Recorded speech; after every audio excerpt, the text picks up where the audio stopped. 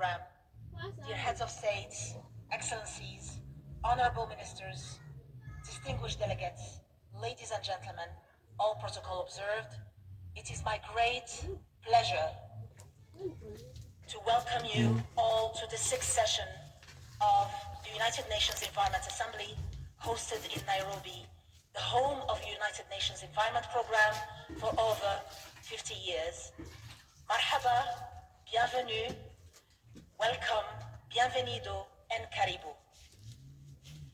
Another Swahili word that I learned during my visit to the Karura forest to plant trees, thanks to the exceptional leadership of President Dr. William Ruto and First Lady Rachel Ruto on environment and ecosystem restoration, is mazingira.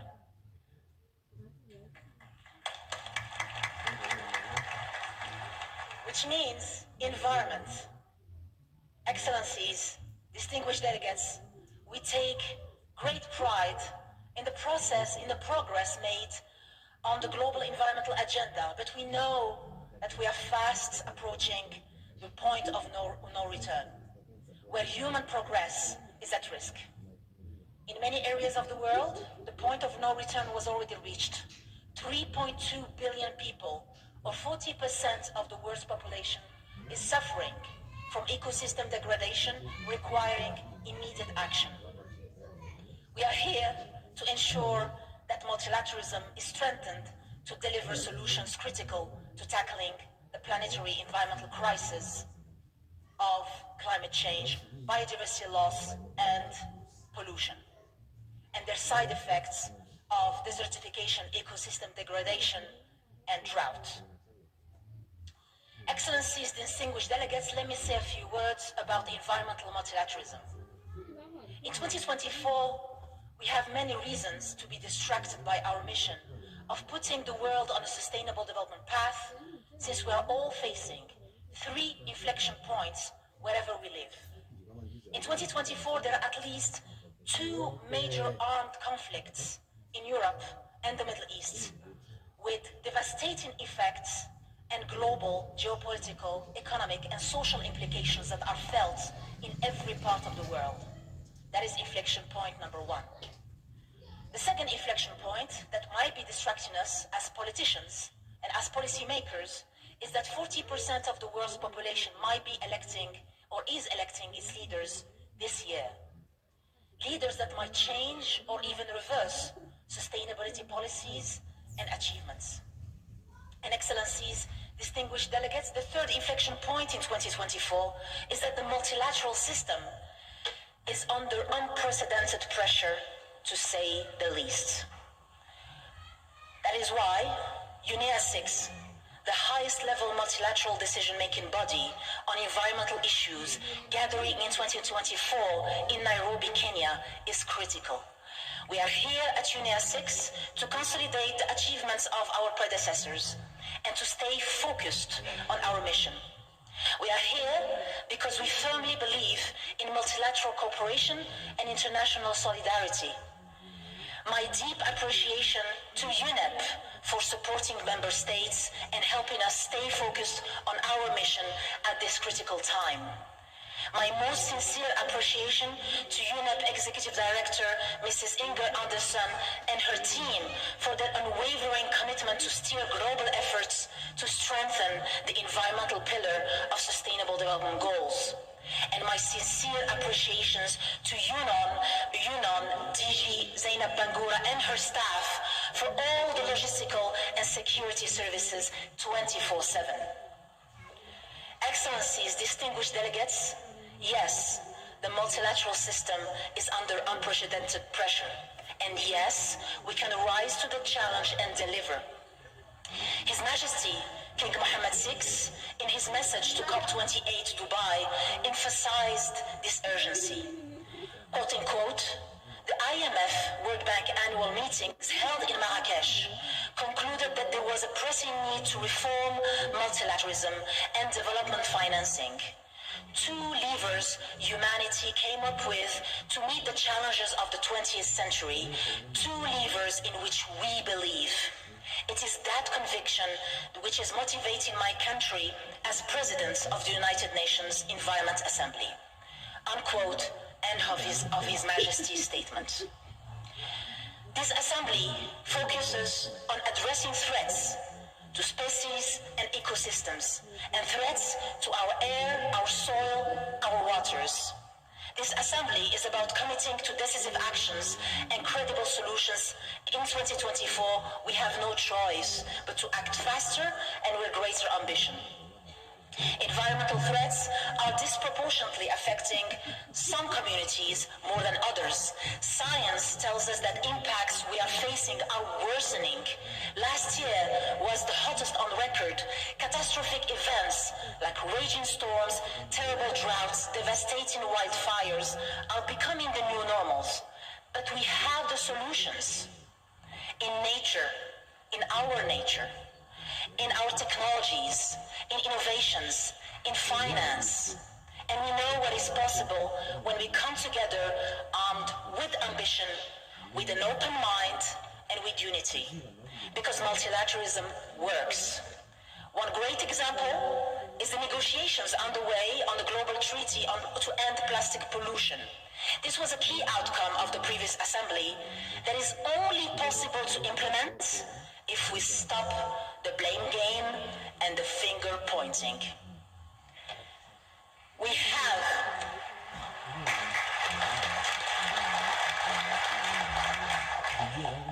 the opportunity to leave our mark this year too, in committing to ambitious actions on a range of environmental challenges. We must drive inclusive and multilateral action and focus on our energy on key and credible solutions. And the good news is that we have examples from around the world that we can emulate, from governments, from enterprises, from youth, civil society, local communities, that we can use to protect environmental health, to protect human health, and to protect human lives.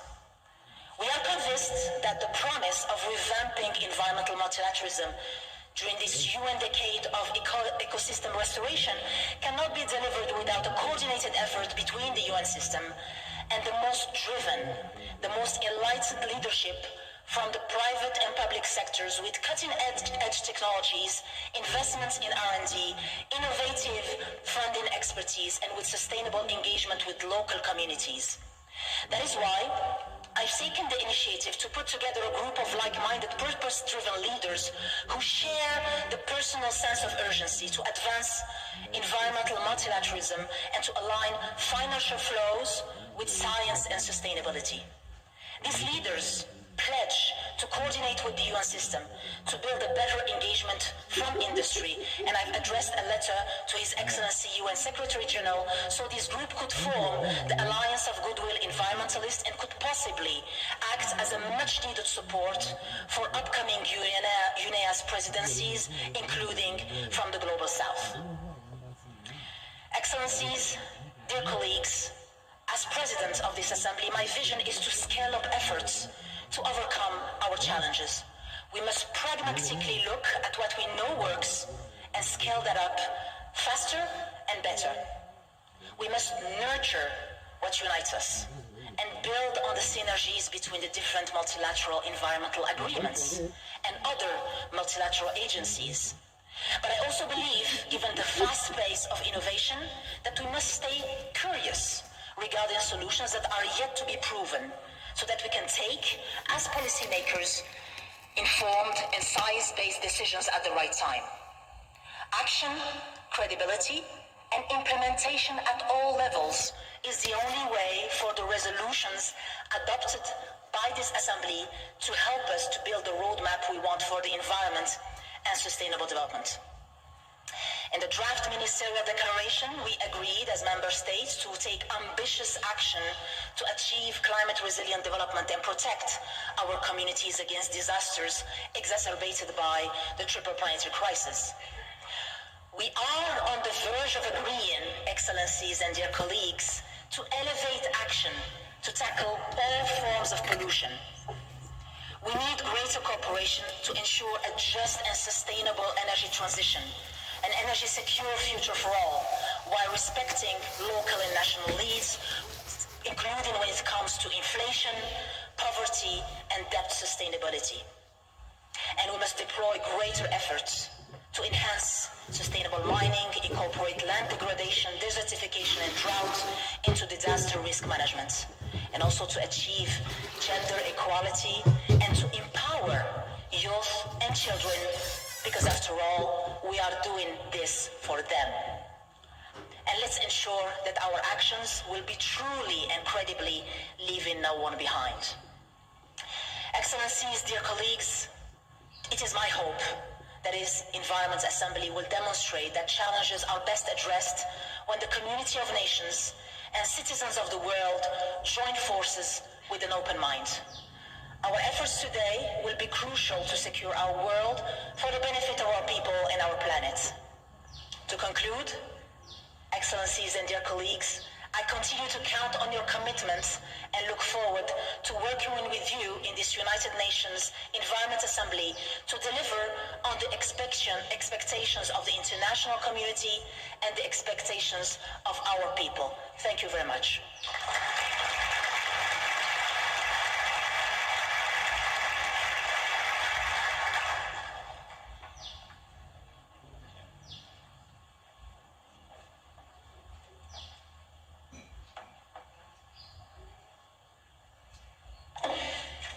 It is now my honor to invite His Excellency Denis Francis, President of the 78th session of the United Nations General Assembly, to address the Environment Assembly.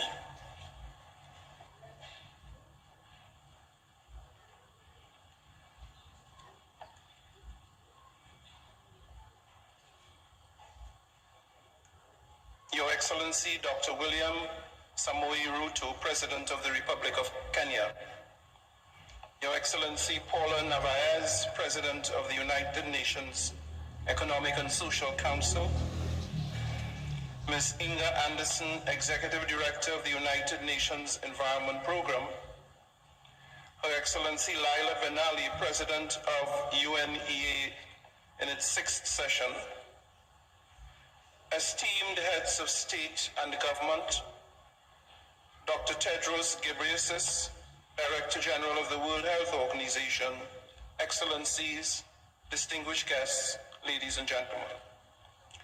Allow me to express my sincere appreciation to Your Excellency, the President of Kenya, and to the government and people of Kenya for the gracious hospitality extended to me and my delegation since our arrival to attend this auspicious 6th session of the United Nations Environment Assembly. I would like also to congratulate Madam President of the Assembly, Your Excellency Laila Ben-Ali, the Minister of Energy, Transition, Sustainable Development of the Kingdom of Morocco, for her steadfast leadership as President of the Assembly in advancing the pivotal discussions on the agenda.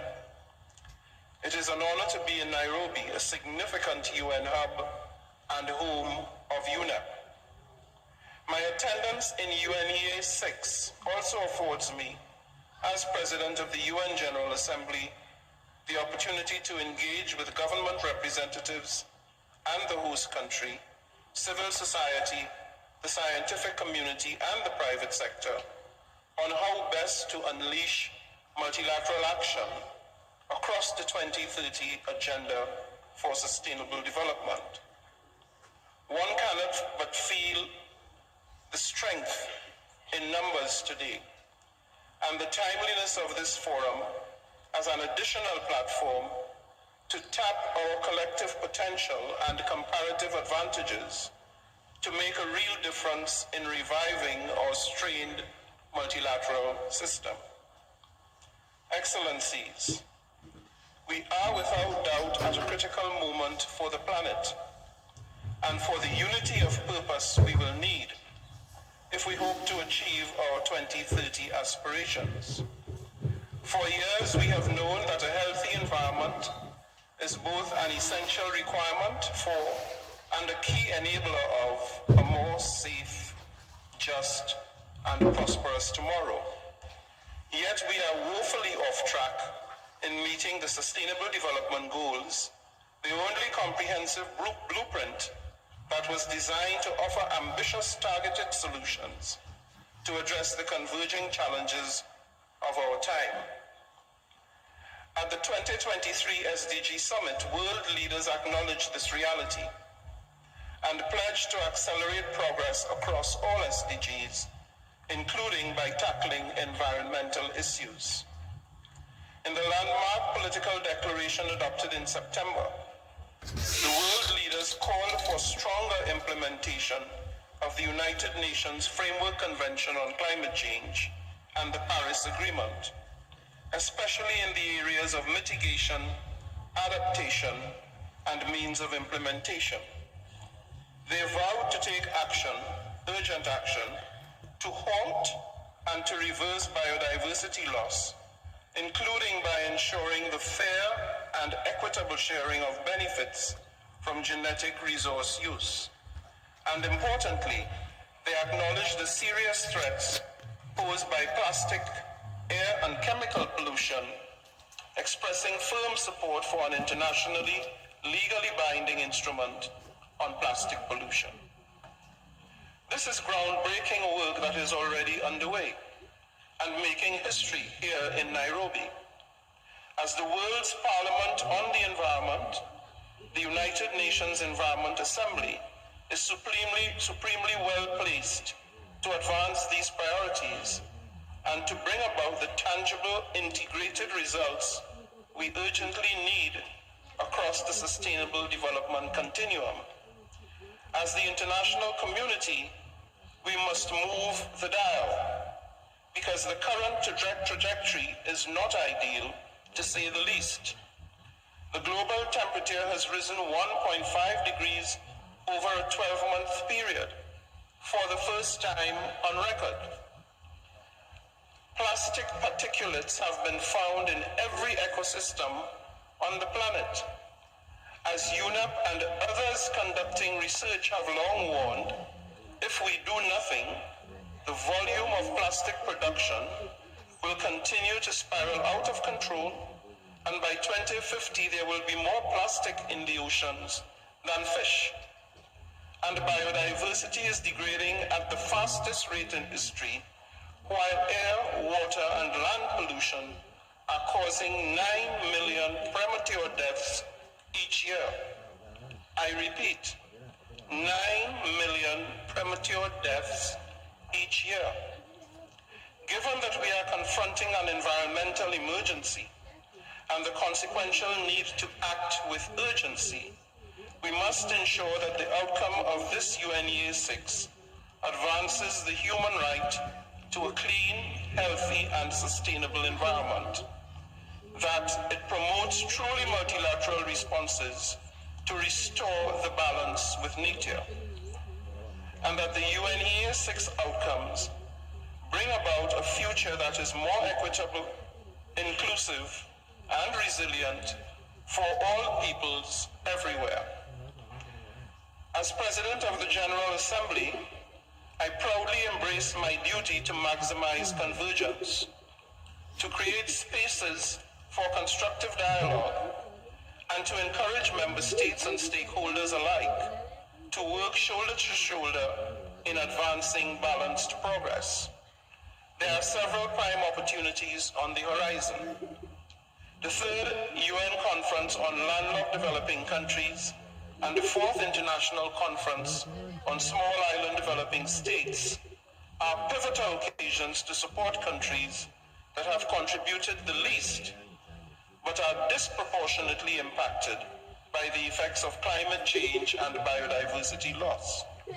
In addition, the General Assembly will convene in an inaugural Sustainability Week from 15th to 19th April at United Nations headquarters in New York. The high-level gathering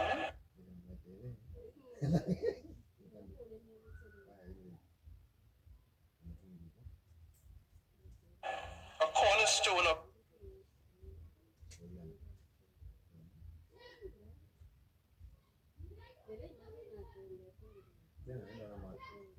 the shared future we want. To that end, I encourage all the member states to participate at the highest possible levels.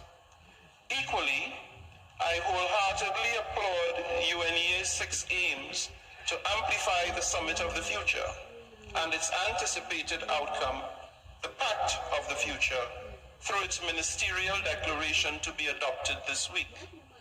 I have no doubt that this will be an invaluable input for the summit, as world leaders will gather in New York in September to seek to revitalize multilateral cooperation and forge a new global consensus on how to deliver better for people and planet.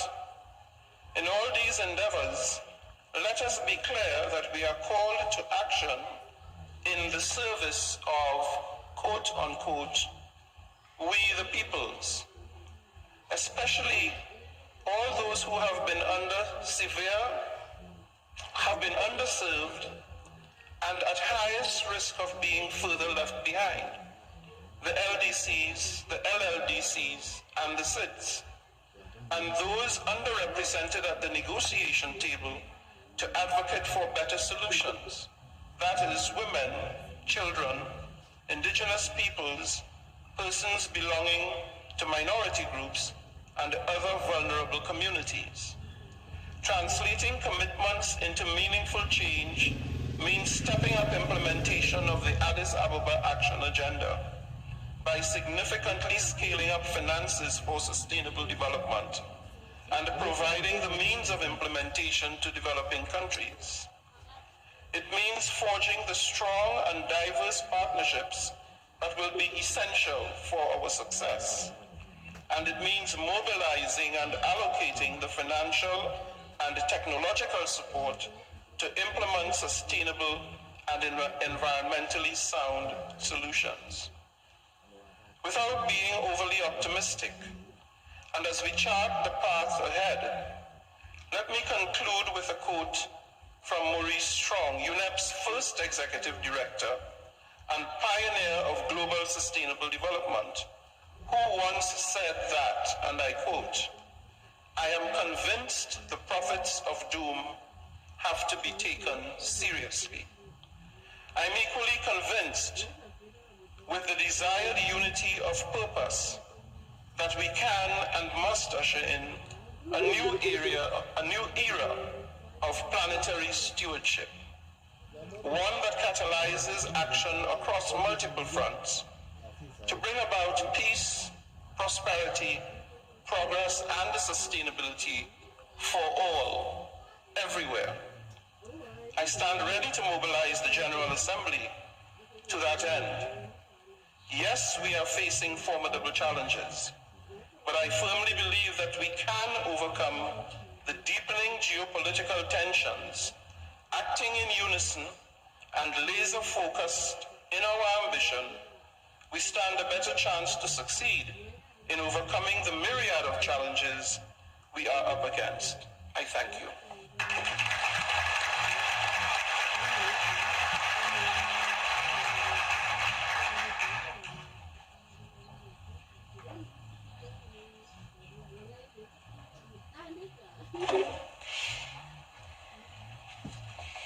Thank you very much to the President of the General Assembly for these statements. I am pleased now to invite Her Excellency Paula Narvaez, President of the Economic and Social Council, to address the Environment Assembly.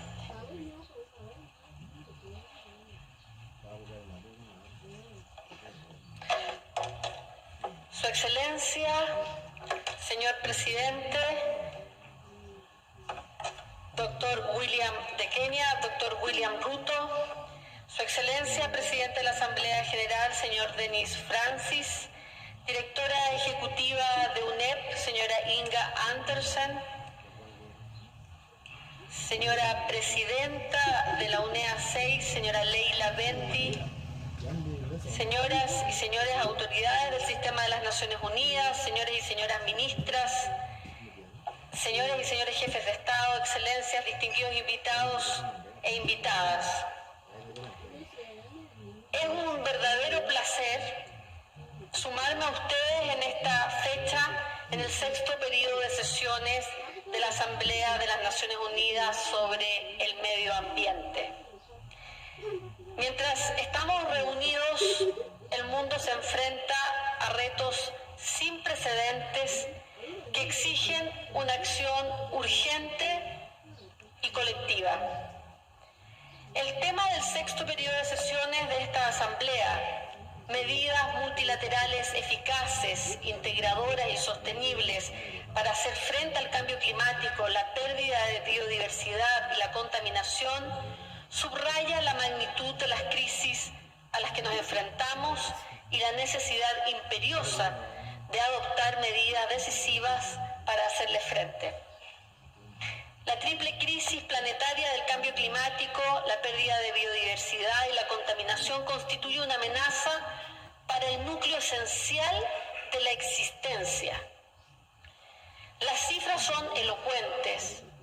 1.300 millones de personas corren el riesgo de sufrir los efectos del cambio climático y 1 millón de especies se enfrentan a la extinción debido a las actividades humanas. La contaminación en sus diversas formas se cobra la vida de 9 millones de personas al año.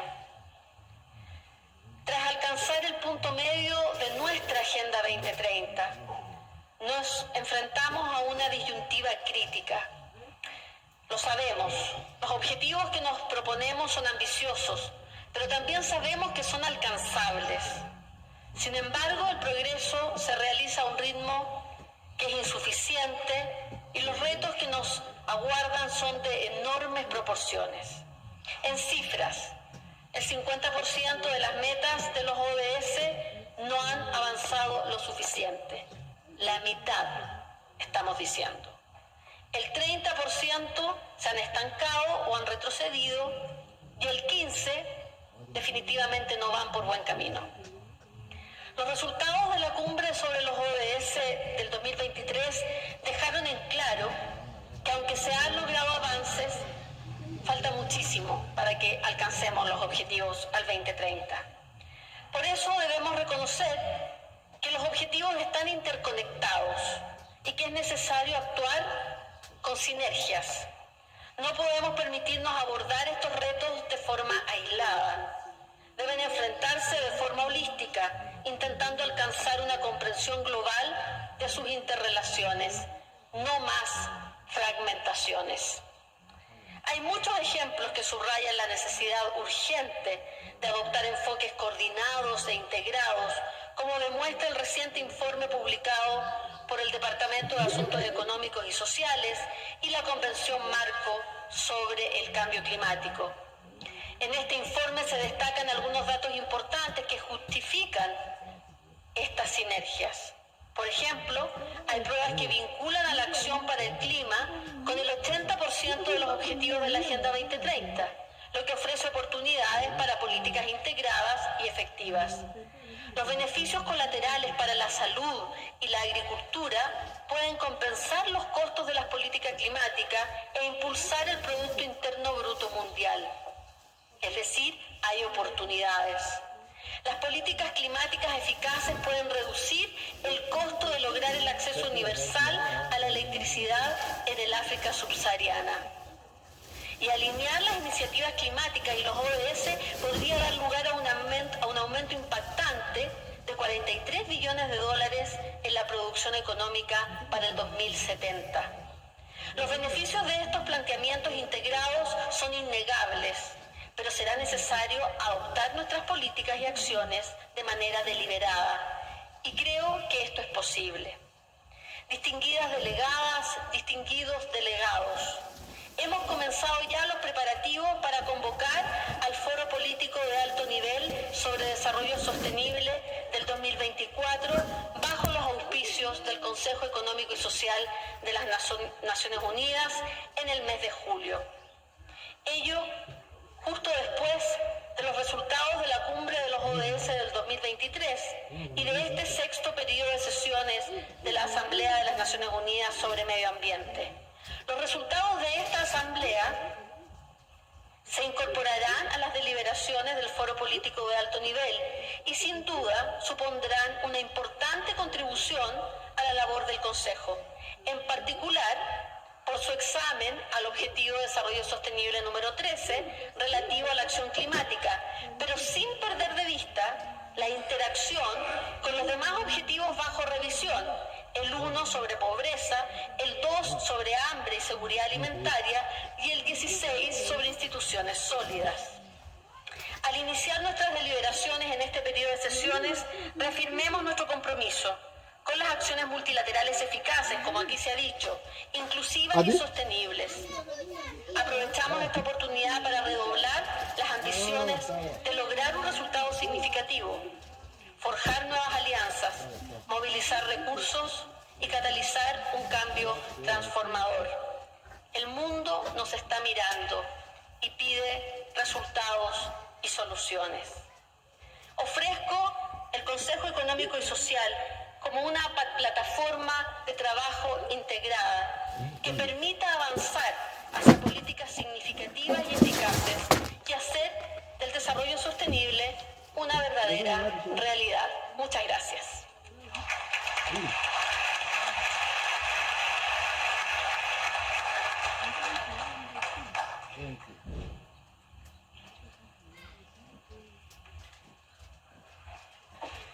Muchas gracias a la señora Presidenta del Consejo Económico y Social. At this stage, I invite the Assembly to view a video message of His Excellency Antonio Guterres, Secretary General of the United Nations, who was unable to join us in person. Presdent Ruto, dear leaders, Excellencies, friends. Thank you for coming together at this important assembly to tackle the environmental crisis we face. Your efforts are urgent.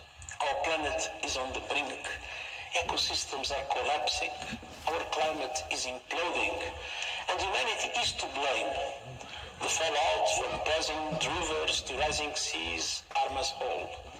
Yet, those least responsible suffer most, a burning injustice. We must work together to combat this crisis, recognizing the links between them, to put the world on a sustainable path and turbocharge sustainable development.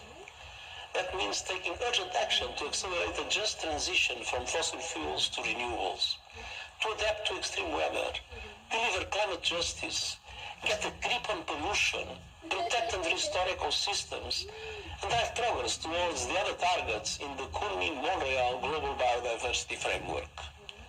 Countries must set national targets to deliver that framework.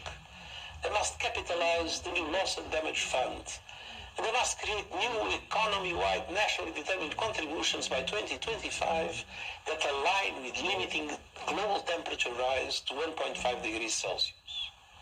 Together, we need governments to deliver a new treaty on plastic pollution and to massively increase finance for sustainable development and for climate and biodiversity action in developing countries.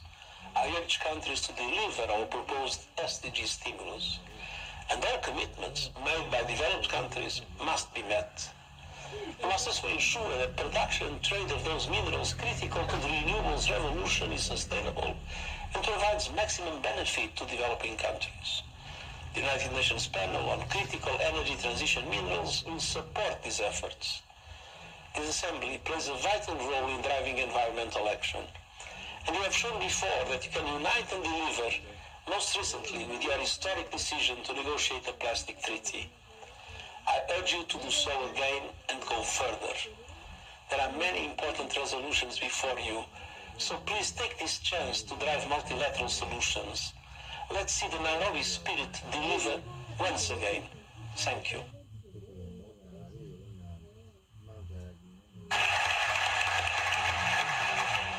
Thank you to His Excellency the Secretary General for his good wishes for this session. It's now my pleasure to invite Mrs. Inger Anderson, Executive Director of the United Nations Environment Programme, to address the Assembly.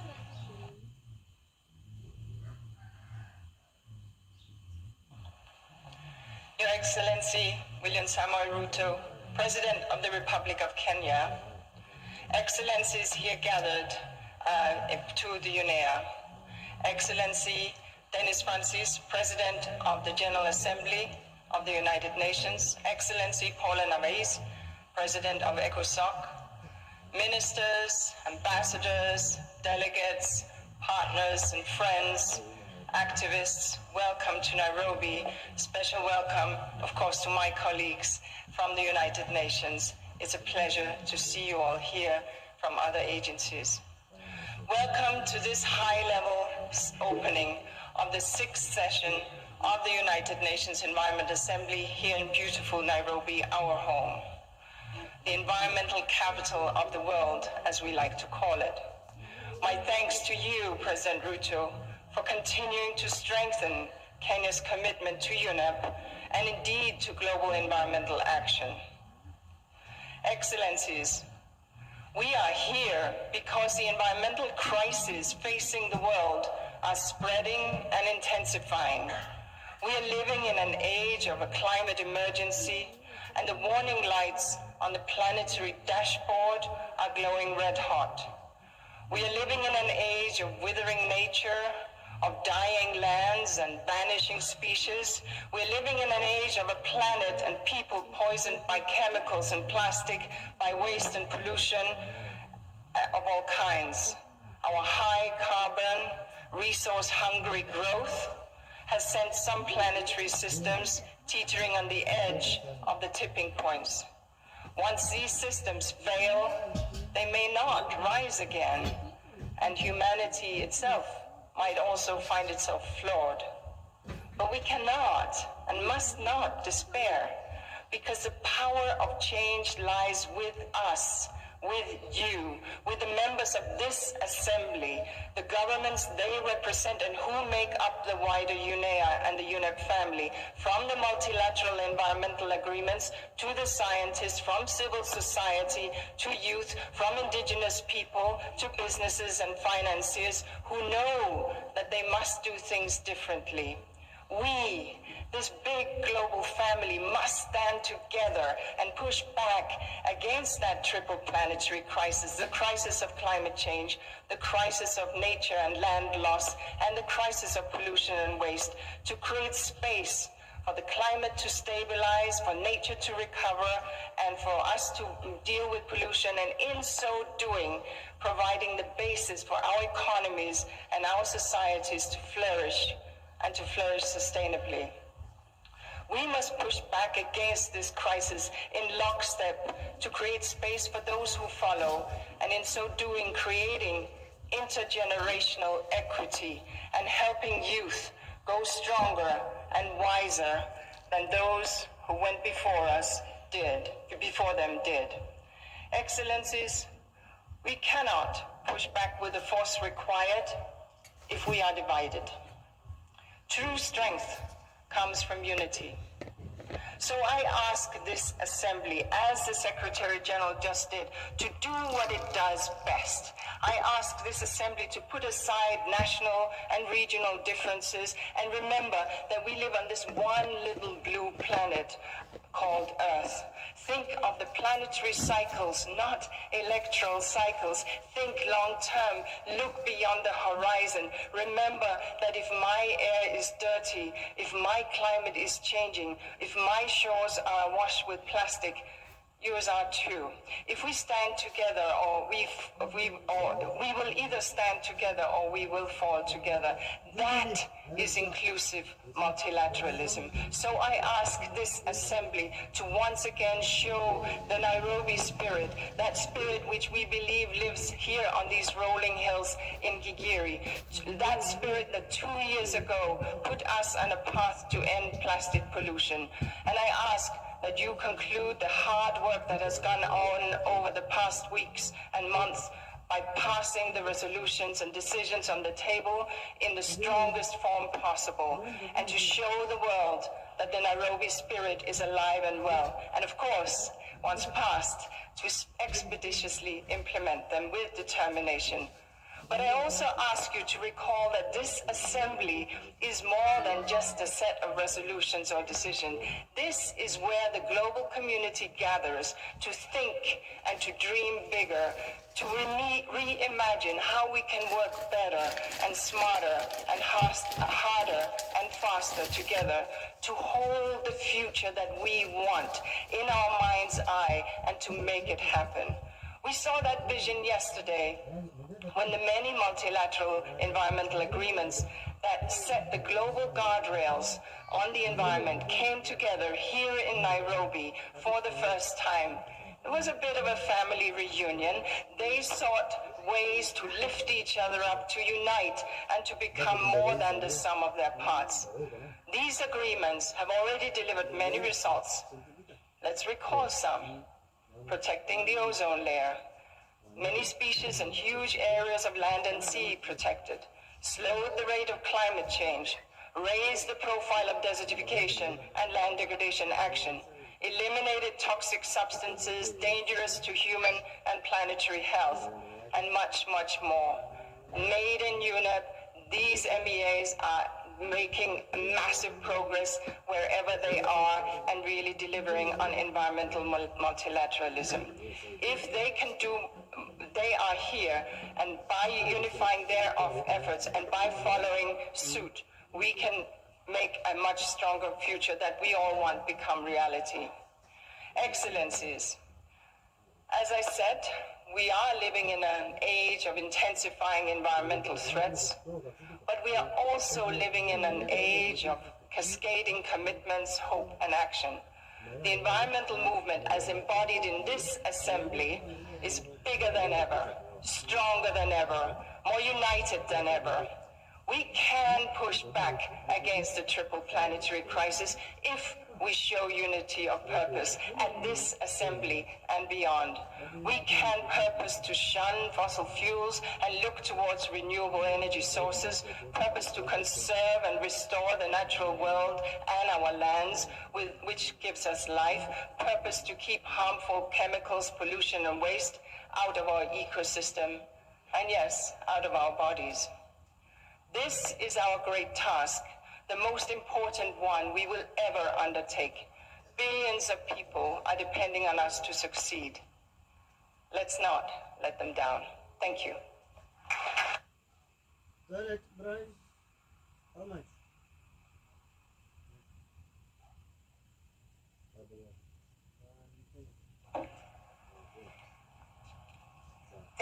Thank you very much for your inspiring remarks, as usual, my dear Inga Andersen. And I wish to take this opportunity to thank the entire UNEP Secretariat for the tireless efforts, and the Deputy Executive Director, Mrs. Elizabeth Mrema, in leading the preparations of this session. I now have the pleasure to invite Dr. Tedros Ghebreyesus, Director General of the World Health Organization, to address the Assembly.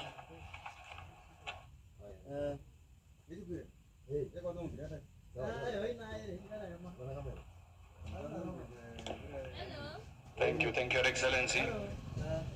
Jambo, habari yako? Salamu Kenya. Thank you, Your Excellency President William Ruto, Your Excellency Dennis Francis, President of the UN General Assembly, Excellencies, Heads of State and Government, Honorable Minister Laila Ben Ali, President of the UN Environment Assembly, Excellency Paula Narvaez, President of ECOSOC, and my colleague and sister Executive Director Inga Andersen, Excellencies, dear colleagues and friends. It's an honor to be here, and I thank Inga and UNEP for the invitation to address you today. The health of humans, animals, and our environment are woven together in a bond that's inextricable, yet fragile. This is not a new realization. The father of medicine, Hippocrates, said, "The physician treats, nature heals." We're now relearning what humans have always known, but which, since the Industrial Revolution, we have forgotten or ignored, that when we harm our environment, we harm ourselves.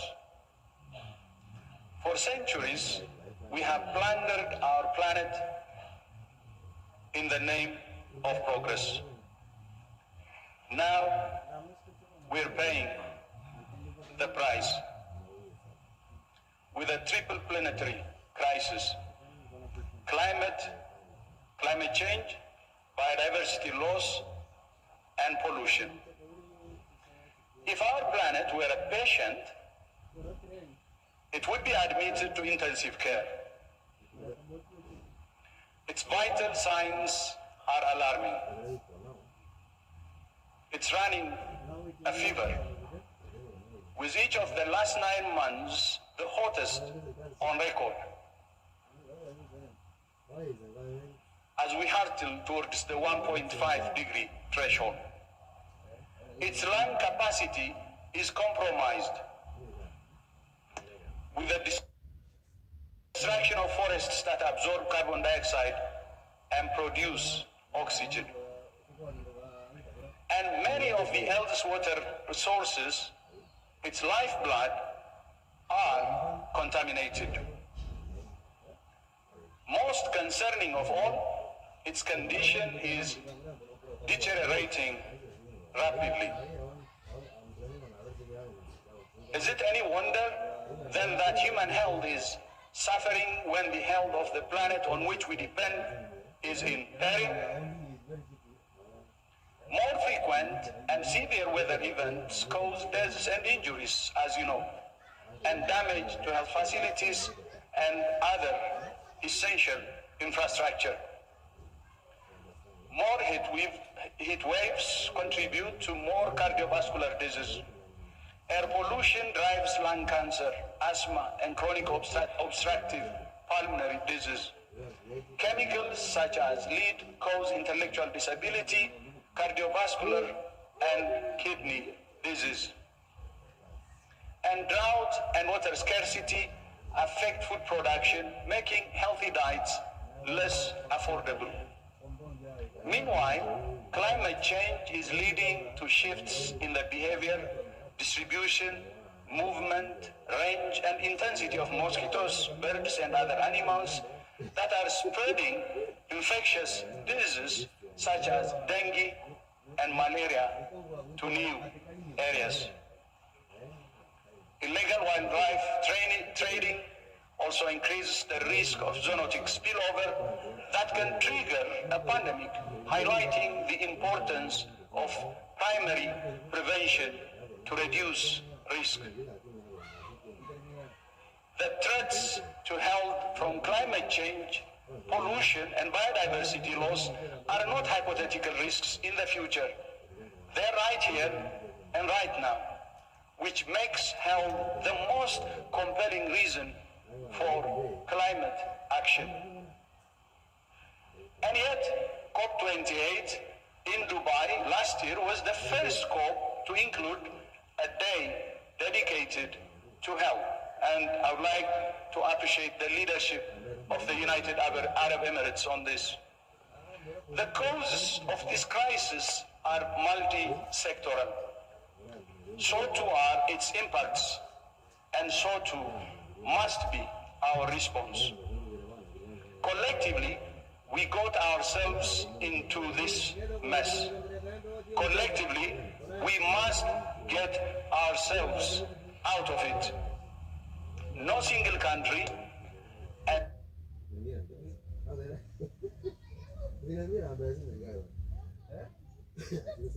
no single agency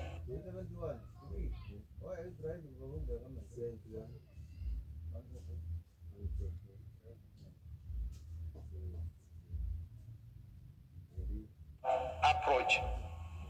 One Health is one of the important issues that WHO member states are now discussing as part of their negotiation of the new pandemic agreement ahead of the World Health Assembly in just 12 weeks' time. I urge you all to voice your support for the agreement. Your work this week will have a direct bearing on the realization of of a One Health approach. And I welcome the 6 areas Executive Director Inge has outlined in her report in which countries can take more effective, inclusive, and sustainable multilateral action. In particular, the resolutions on air quality and chemicals, waste, and preventing pollution are important for driving sustained multi-sectoral action to protect the health of people and planet.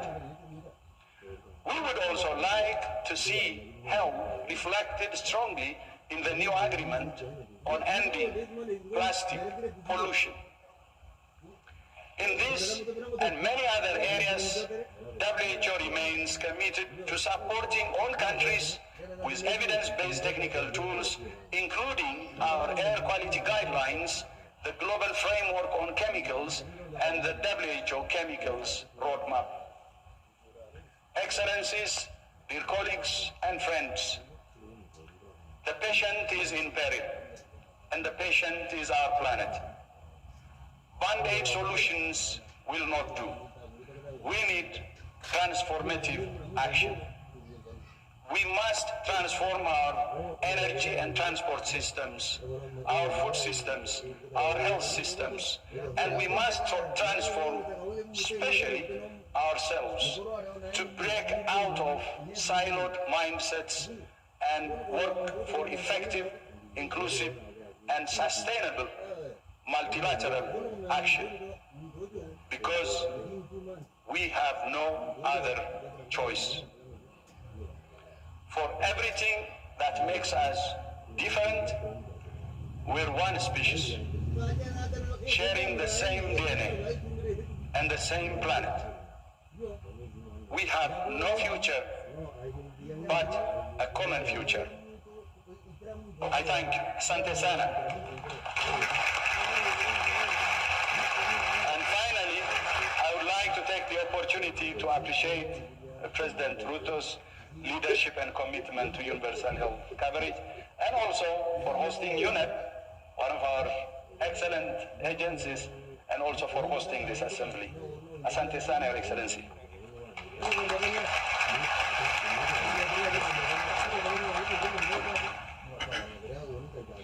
Thank you very much, dear Dr. Tedros and the Director General of the World Health Organization for this statement. And I think one sentence will resonate with us for the next couple of days.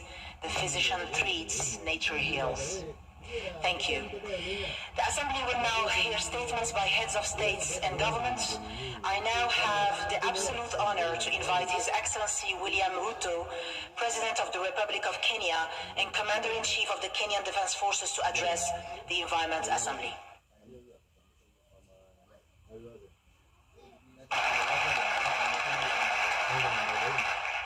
Thank you very much, Madam Leila. Your Excellency, Madam Leila Ben Ali, President of UNEA 6. Your Excellency Paula Naves, President of Economic and Social Council of the United Nations. Your Excellency Abiy Ahmed Ali, Prime Minister of Ethiopia, and my guest who is on a state visit to Kenya. Your Excellency, President Hassan Sheikh, President of Somalia. Your Excellency, President Eric Mokwetsi Masisi, President of Botswana. Your Excellency, President Ismail Gele, President of Djibouti. Your Excellency, President Brice Oligui, President of Gabon. Excellencies, Vice Presidents, Prime Ministers, Heads of State, Honorable Ministers, distinguished delegates, ladies and gentlemen, good morning and welcome to Kenya. During the third Intergovernmental Negotiating Committee, which was held here in Nairobi last November to develop a global plastic treaty, I promised in this very hall to abolish visa requirements for anyone coming to Kenya. I want to announce here that we did exactly that. And we did it for a couple of reasons. Number one, because Kenya hosts the only UN headquarters in the global south, the largest UN headquarters in the world, and also that Kenya is the home of humanity. And therefore, to require anybody to get a visa while going home is not fair. And that is why I take this opportunity to welcome all of you home. Welcome home. The sixth session of the United Nations Environmental Assembly, UNEA 6, convenes under the theme that aptly captures the essence of what we need to achieve.